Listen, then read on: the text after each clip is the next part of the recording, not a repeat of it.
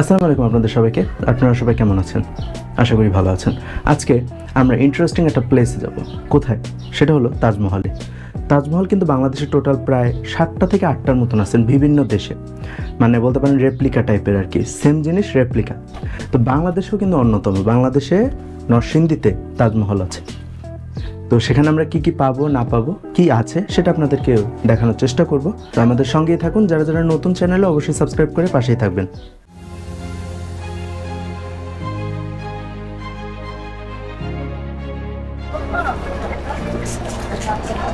চলে আসলাম তাজমহলের এন্ট্রি গেটের।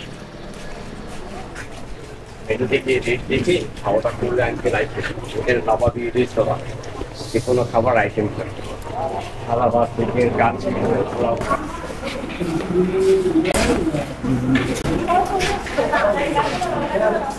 পার পার্সন হলো 200 টাকা করে টিকিট। হ্যাঁ, এটা 5 বছরের উপরে যদি বয়স হয় তাহলেও আপনার টিকিট কাটতে হবে।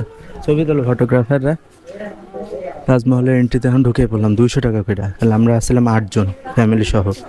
8 জন হইলে আমাদের টোটাল কাটতেছে 1600 টাকা আর কি টিকিটে, এন্ট্রিতে। এই এক টিকিট দিয়ে আপনি যেতে পারবেন পিরামিডও।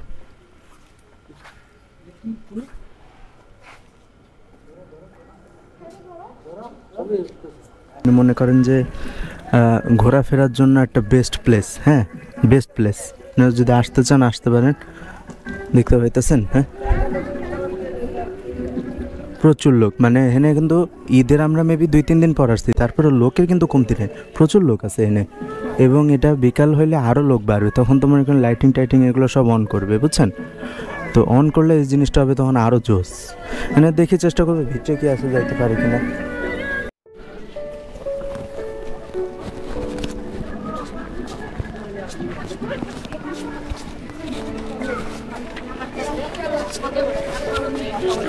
প্রচুর রোদে আমি চোখ খুললে তাকাতে পারতেছি না।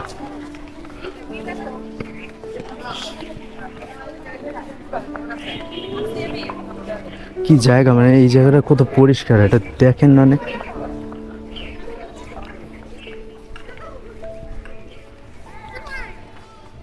অস্থির একটা জায়গা, মাশাআল্লাহ।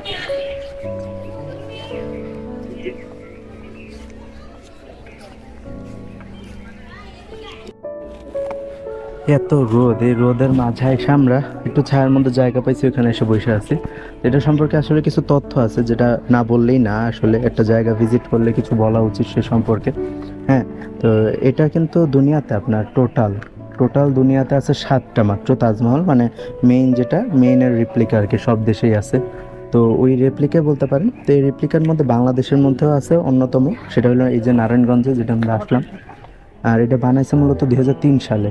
3 সালে আপনার ফিল্ম নির্মাতা আহসানুল্লাহ মনি হলো এই কাজটা শুরু করে, এবং 2008 সালে এটা মেইনলি উদ্বোধন হয়।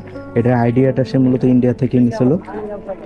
সো দ্যাট 1980 সালে সে প্রায় 6বারের মতন আর কি ভারতে যে এইটা কিভাবে বানানো যায়, তারপর ঠিক কী কী ডিজাইন অ্যাপ্লাই করা যায় এই সম্পর্কে আইডিয়া নিয়ে দেন এটাকে তৈরি করা হয়েছিল, বুঝছেন? যাতে বাংলার মানুষ এই কম খরচে আর কি তাজমহলটা ভিজিট করতে পারে, এর জন্যই এই জিনিসটা করা আর কি মূলত। ওইটাই আর কি আমরা এখানে এসে পড়লাম। এটা রোদ বলার মতো না, চোখ খুলতে পারতেছি না।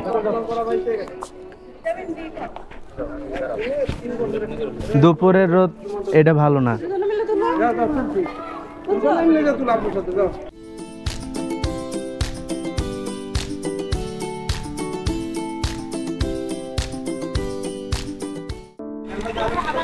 রেপ্লিকা করতে করতে এমন হয়েছে যে এই যে তাজমহলটা তো রেপ্লিকা করছেই। হ্যাঁ, 6বার ইন্ডিয়াতে যায় রেপ্লিকা করছে রংধনু যেটা আছে আপনার সিলেটে যে 7 কালারের চা পাওয়া যায়, এটারে পর্যন্ত রেপ্লিকা করছে। এমনভাবে করছে রে ভাই, পুরো হুবহু। এই ইভেন এই সামনে আবার পিরামিড আছে, ওই যে রাজমণি পিরামিড, তো ওই রাজমণি পিরামিডটারেও কপি করছে আসলটারে দেখা, বুঝছেন? বহুত কাবজাব, মানে এত মাথা বুদ্ধিয়া গো। এই যে 7 রঙের চা উপস্থাপন হচ্ছে।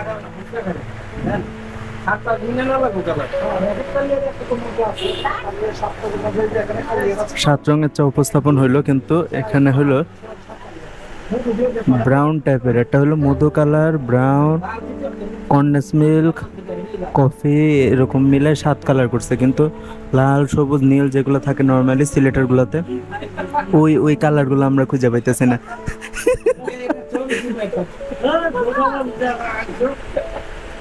দেখেন আমরা এটা নিয়ে মজা করতেছি যে 7 রং নামে মাত্র, কিন্তু যেগুলো থাকা উচিত, আমি সাইডে ছবি দিয়ে দেবো, যেটা সিলেটের 7 রঙের চা সেইগুলা এখানে না। এখানে চায়ের ছবিটা অন্যরকম, আমি আমার ফটোগ্রাফার এখানে আছে, সে ছবি তুলে আপনাদেরকে এটা দিবে, আপনারা তখন দেখবেন। এখানে অবশ্য ফুচকাও সেল করে, দেখতেই পাচ্ছেন রংধনু 7 কালারের চা, দোকানের নাম এটাই। অ্যান্ড এখানে তারা চাও সেল করে, পাশাপাশি হলো ফুচকা আছে অনেক বড় সাইজের গুলা। ছায়া আছে, এনে সুন্দর একটা পরিবেশ, বসার জন্য ভালো। তবে 7 রঙের চা দেখে আমরা জাস্ট অবাক।